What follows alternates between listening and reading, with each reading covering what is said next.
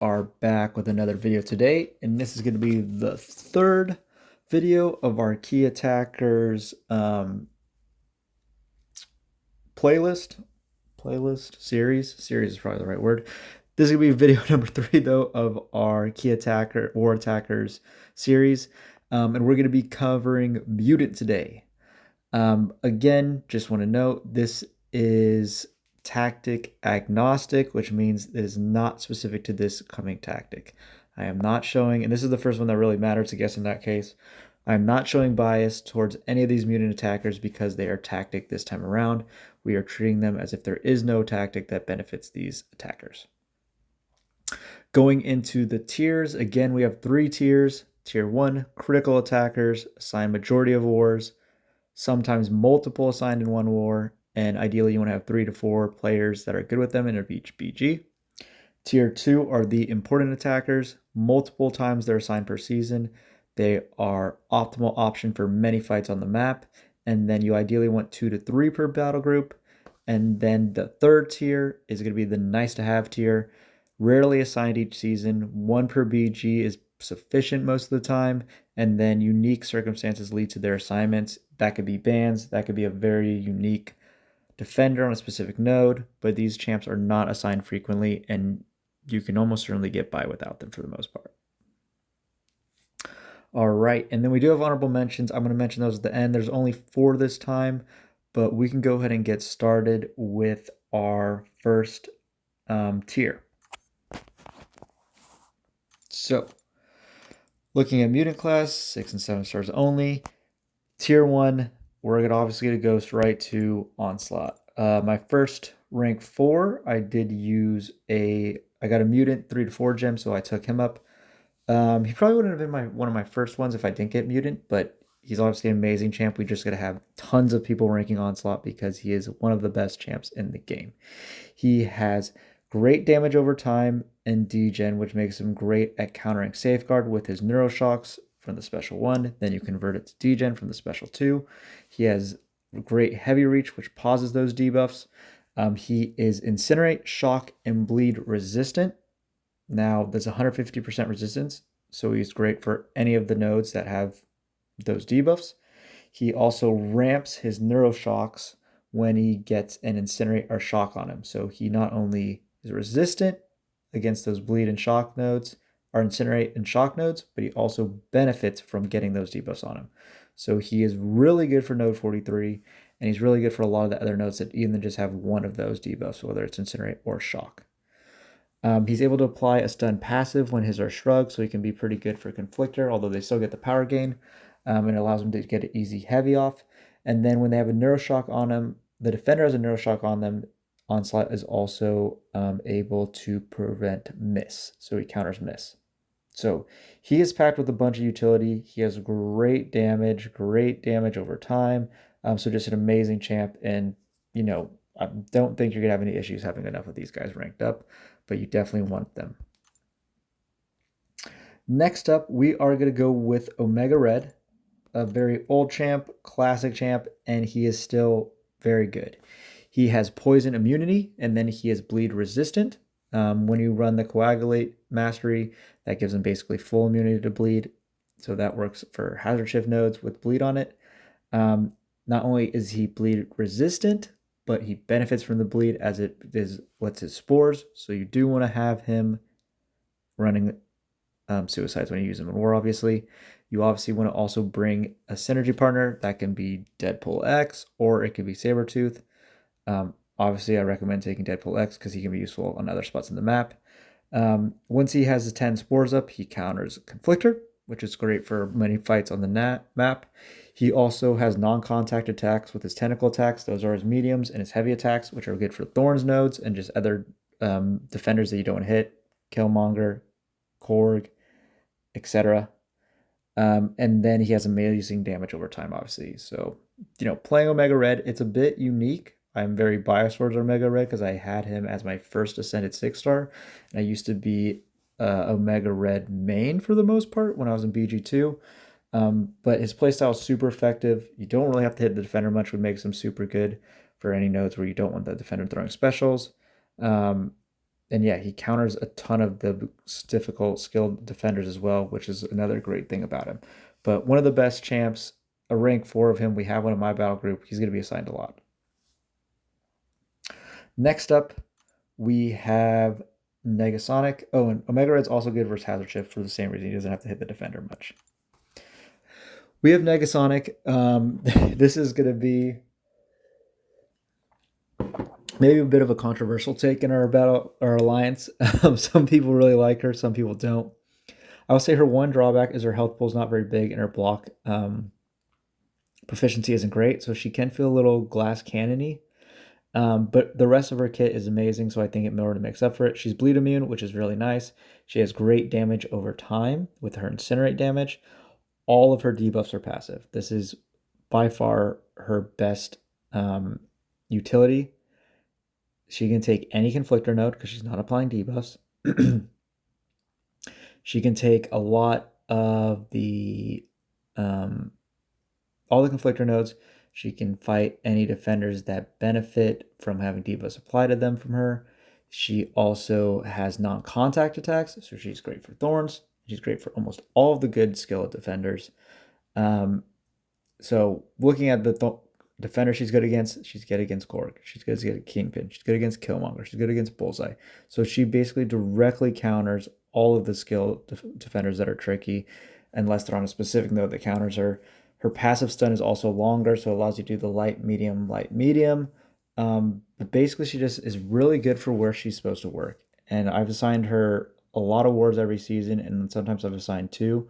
Not super often, but occasionally. I think she's going to continue to get more action on the map, and I think with the changes, she's going to be more beneficial too, especially with all the safeguard stuff. Moving to our next champion, and this one is a champion that's definitely benefited from a new 7-star release and from the hazard shift changes, and that is Iceman. Iceman has an absurd amount of immunities: Incinerate, Nova Flame, Bleed, Poison, Cold Snap, and Frostbite. So yeah, he can cover the most hazard shift fights on the map, unless it's one of the Skull Attackers, Crossbones that completely counters it, but he's really good. He also has Cold Snap on a special 1. That Cold Snap obviously prevents evade, so he's a good evade counter. He has good damage over time with all the Cold Snaps, and then you can do the burst damage from either heavy attacking or throwing the special 2. So really good champion. The 7-star coming out has really benefited him. I think he's going to be super popular and frequently used on the new war map. And last, I'm not as high on this champion as some other people. He probably deserves to be in tier 2, to be honest. But I'm going to put Deadpool here. He has bleed debuffs, and no one is immune to them. So he can basically do any node where that... he can basically take almost any defender. He's super big nuke, so you need to get the fight done, or else it can kind of drag on. His utility is basically non-existent, beside the fact he is a nuke and no one's immune to his debuffs. But you can stack a bunch of bleeds really easily if they are bleed immune, or they're not bleed immune. And then if they are, you go to the special 2 into the special 1, and you get most of your damage from a big burst damage. So he can kind of get around safeguard as well, which again is one of the main reasons I moved him up here, because of that ability as well. But we'll see how much he does this coming season. The last season he was tactic, which I think helped a bunch. But I like him, and I think he will get used. That ends tier 1. Jumping to tier 2, we are going to start with Bishop. Bishop is a very strong champion. He's also a very strong defender, but he can stack a bunch of buffs, prowess, and then he can stack heals as well. He has very high energy resistance, makes him very good for any attackers or nodes. He can somewhat deal with hazard shift because he can also shrug bleeds, so he can work versus hazard shift. His high energy resistance, though, is really good against certain defenders as well. Electro, other defenders. He has a massive special 2. You parry a bunch, you throw a giant special 2, and it usually kills. He's really good for some specific nodes. He's good against node 49 Bullseye. He's good against Fury a lot of the time, but just a really good champion with a good amount of utility. He also punishes defenders if they shrug debuffs. So if they're shrugging debuffs, that's not good, and he can throw a special one, and they can just shrug a bunch of incinerates, and he'll do a ton of damage. Up next, we're going to go to Dazzler, one of the newer champs. Dazzler is pretty simple to play, and her utility is pretty straightforward. She's Nullify immune, the only mutant champ that's Nullify immune, which is great immunity to have. She's great for Power Snack because of that. She has an evade counter, which is her pursuit. Again, not the best evade counter in the game, but it works well enough for Bullseye. And then her damage, she won't take any damage during her hits. That's the node 1. During hits, Dazzler takes no physical damage, not no damage, no physical damage, and instead reflects that damage back to the opponent. Now, this is great for Korg. This is great for Killmonger. Again, all these skilled attackers are skilled defenders. She's really good at countering. She's good against Bullseye. She should, I think Thorns is physical damage. If I'm wrong, then ignore this next statement, but she's also good versus Thorns. So she has a good amount of utility from that. She can also has a massive special damage, which is going to be a running theme for all these mutants. A lot of them have big specials. Her special 2 is massive, and so do a special 1 or 2 special ones. Use your falter to get the builder momentum, and then you throw a special 2, and it usually ends the fight. So she's really good, and I'm hoping we use her more. I didn't assign her much the previous season, again, because we had Mega Red out there a lot. But we'll see if she continues to not be used as much in our battle group. Other battle groups use her more. Next up, we have Havoc. Again, one of the older champs on this list, but he is fantastic. He has big special 3 damage. Again, special damage is big here, but his is one of the biggest. He also has passive power gain, which is really nice for some of those nodes, like node 49. He has Incinerate immunity and big energy resistance, so he can take a lot of the Cold Snap shock nodes like that on top of his Incinerate immunity. And when he has these energy debuffs applied to him, it makes his plasmas go crazy. So he's really good versus defenders like Onslaught because the Neuroshocks are energy damage.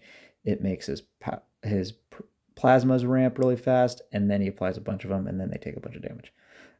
So he's really good for that reason. He's good for the Hazard Shift nodes. Hazard Shift and Shock one he's really good for. He can do some of the other Shock ones as well. And then he also has damage over time from those plasmas expiring. And then he also gets the damage from feedback on his heavy. So if he heavies, then they take damage over time for the plasmas as they build on the opponent. So really good champ. And really good at closing out fights with a special 3. Next, we're going to have Sinister. Again, one of the rework champs, and his rework has gone over very popular with the community. He has immunity to taunt and reverse controls, another good person for Path 4. I think the second fight in Path 4 also has a bunch of the debuffs being taunt, if I remember right. So he's pretty good for Path 4 in general because of that. He is able to block unblockable specials as long as they're not a tech champ. And then he has non-contact attacks and not non-contact attacks, I'm sorry. He has big degeneration damage, obviously from you hold heavy, build your vicious charge or however it works. You start to apply bleeds to yourself, then you throw your special 1, and you can pause the degen damage by holding block or holding heavy while they're parried. So yeah, he has really good damage from the degen. He also regens crit damage, so he's really good against Bullseye. Just overall a really strong champion, and I think he'll get a good amount of use, continue to get a good amount of use on the map. Next up, we have, excuse me, Professor X. Professor X has been nerfed, obviously. The power back change affects him significantly. He is still good, though, and able to play around a lot of stuff. He's an evade and a miss counter, which is really good. Once he has 25 cerebral charges, he counters both of those. He gets lots of prowess, and he has big special damage, and he also is very easy to intercept with his falter.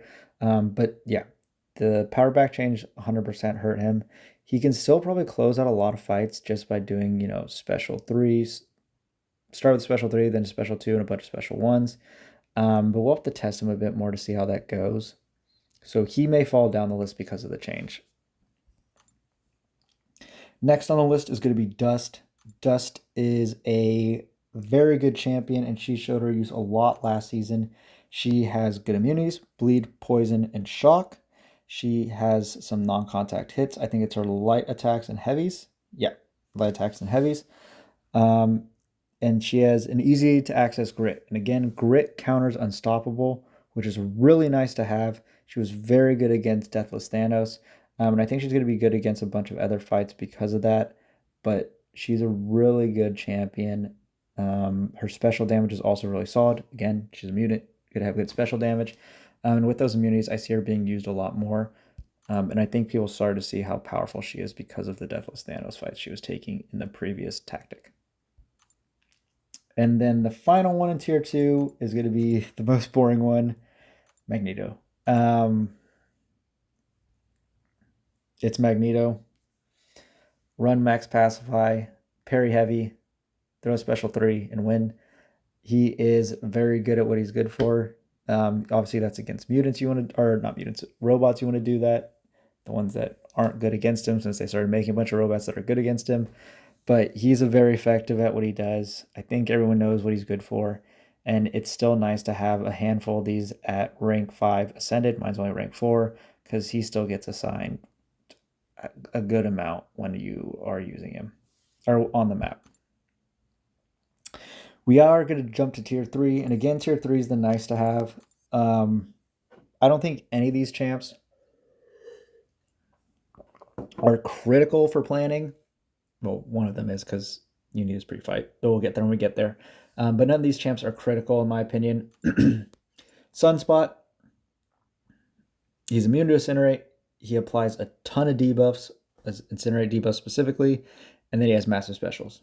That's pretty much his kit. He has good block proficiency, or perfect block chance, something like that. People have used him for Bullseye in 49. He's not my favorite assignment there. And usually you want Horsemen, and that's, you don't want to get a freaking APOC out there do the fights. But yeah, he's a good champ, just not someone I assign frequently. And I don't see many other people assigning him. Colossus, a champ that a lot of people don't like. I think Colossus is fine. He doesn't really bother me that much. I think he gets a little bit too much hate, but he has great immunities, bleed, incinerate, cold snap immune. He's also armor break and armor shatter immune versus tech champs, and then, or against non-tech champs, I'm sorry. And then he gains lots of armor up, so he's really good at stacking a bunch of buffs. And his special damage is pretty solid. Again, running theme, but his special 2 can hit like a truck if you heavy into the special 2. So he's a good champ. A lot of people don't like him though, and he doesn't get assigned very frequently. Again, when you're looking for immunities, Iceman has all the exact same immunities, and now he's a 7-star, so there's not really a good reason to use Colossus over Iceman. Again, unless Iceman's banned, and that's what this tier kind of covers, those bans as well. Next up, White Magneto. He's critical because you need his pre-fight. That's not going to change. His pre-fight is probably the most powerful pre-fight in the game, but that is not why he's ranked here. This is as an attacker. He is very solid as an attacker and a bit underrated. He's bleed immune, which is really nice. He has, again, like the Red Magneto, he counters metal champs, not as strongly as the Red Magneto, but he does have a good amount of ability actually reduction for them. He has the energy attacks, and then, as I said, he has the pre-fight. And he has a very easy to access armor break, which is also very nice for a lot of the defenders like Killmonger. Next up, this champ I don't even want to talk about. We're going to go to Gentle. I'm hoping Gentle shows us more when he's more openly released as a 7-star. He's supposed to be really good. I had a very rough fight with him against Bullseye in node 49, which is the node he was built for. But he is bleed immune. He is immune to stun while parrying. He has Pursuit when he is immune to anything. So if someone's applying bleeds or he's a hazard shift node, he's very easily able to keep up Pursuit, which helps him which counters evade, which is very nice. And then he gets passive Unstoppables and Indestructibles. So I'm hoping my issue with him was just that he was punching up and he's not good for that. We'll see how the 7-star performs. I could see him possibly moving up, but I also could just see him sitting right here, which I think is fine. He's good for a couple fights on the map. You know, not the worst thing in the world. Next, we're going to jump to Emma. Emma is a very interesting champ in that she has a ton of immunities. I did not write them all down, but you can see here, while in diamond form, she is immune to stun, bleed, poison, incinerate, shock, frostbite, cold snap, fatigue, concussion, and exhaustion. Again, those ones are important as well, as it allows her to take some of the other nodes on the map. Now, she's immune to these only while in diamond form. So what you want to do is you want the defender to always have either have more power than you or you're under a bar power. So you're out a special one, you throw it right away. Now, you want to make sure that special one, when you throw it, the defender has a bar of power when you do that. Because if you throw it and they're below bar power, you will not go back to diamond form, and then you can take the hazard shift damage. So you have to fight her a certain way when you're using her for hazard shift. Now, in telepath form, which is when you have more power than the defender, she counters evade, which is very good as well. I don't see her used for that specific counter. There's other options that are easier and better in terms of damage, but it is another ability of hers. But she's mainly used for hazard shift, and again, there's a specific way you're supposed to play her when you use her for that. We'll see how much she gets used. I could see her moving to tier 2 because of that, if she gets just thrown all over the map because of all those immunities. Next up, we have Namor. I debated putting Namor in the honorable mention, to be honest. He's out as a 7-star though now, so that's one of the reasons I didn't. But he has his damage reflection and damage prevention while attacking. So he reduces all damage, and this is SIG 80 at 100%, SIG 100. I think it's 100%. If I'm wrong, my bad on that. But basically, he takes no damage while he's attacking the defender, which is very beneficial. So he's good for Atuma, Thorns, Champs, Korg, etc. Good against Thorns in general. He doesn't take damage, and then he reflects that damage back to them. So that's kind of his whole thing. There's this loop where you get the Furies, and then he does even more damage, and his damage can go crazy. So don't get me wrong there. But yeah, I wouldn't say Namor's likely to be assigned. Next up, and this champ, the next couple are lower on this list because they are 6-star locked. It's going to be Archangel. If they can bleed and they can be poisoned, he's going to be great. His ability accuracy reduction is insane. It's very easy to stack neuros. Even a 6-star punching up, he's still really good. Hopefully we see the 7-star soon, and if we do, he'll at least go to tier 2. But as of right now, tier 3 just because of his 6-star lock. Next, a champ I don't like. I have seen too many people hit the ground when doing fights, and it's Kitty. Kitty is very broken when played well. She's Incinerate immune. She takes no damage while phased. Again, no damage. And she has very easy intercepts with that. And that no damage allows her to do a bunch of hazard shift stuff. You run her with suicides. The damage is insane. But she's very fragile. And she dies. A lot of people die with her. She is not a safe champ to use. Some alliances literally just refused to use her, even when she was 6 stars, because she was so risky and people died so often with her. We never assign her in for Loki. I will never assign Kitty unless she's out as a 7-star and someone has a 7-star rank 5 and we're punching down, then maybe. But she is not a champ I am a fan of because of how fragile she is. And again, being 6-star locked just makes her beyond risky. And the final champion in tier 3 is going to be Apocalypse. Again, if he was a 7-star, I'd move him up. Seeing APOC kind of, I don't want to say fall from grace, but he was one of, if not the best war champs for a very long time. And he's definitely fallen off. Again, not having the 6-star hurts, or not having a 7-star hurts. He doesn't have the power backs, which was really good with him as well now. So that's been nerfed quite a bit, which will hurt him. But he does have Bleed, Disorient, and Incinerate immunity after having those debuffs for a while, which is a little bit weird. He does counter Conflictor, which is really nice. And then he has good amount of damage over time. But again, definitely need the 7-star. I think he could jump back up to relevancy if they have the 7-star, but we'll have to see. I'm very partial to Apocalypse. He was one of my most used champs when I first started playing in Tier 1. So I'm very partial to him. And then we'll quickly hit on the honorable mentions. I think these are all 7 stars. They're all 7 stars. First off, we'll go North Star. Not my favorite champ. He has easy armor, easy to place armor break. He has a slow passive, and he has some unique part of his kits. I need to read into him more, to be honest. Maybe we'll learn about him more because he's tactic this season, but I don't see him being a critical attacker, and I never seen a moment where we're like, we have to send North Star. That's never happened. I don't think it's going to happen. Next up, Danny. She's good against Fury with her mark thing that prevents a second life. Besides that, she's fine. That's really it.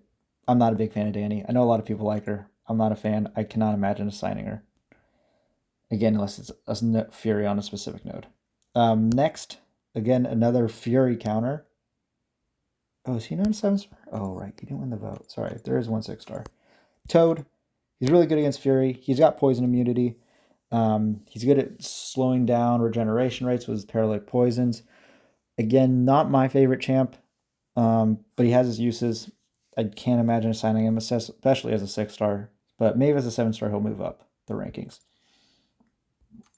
And then the final one is going to be Storm. OG Storm. I'm not a fan of Storm X. She has shock immunity, which is nice. And she has big special too, and she can stack a good amount of prowess. That's kind of her thing. Again, hard to imagine signing her, but I will shout her out as she does have some really good damage.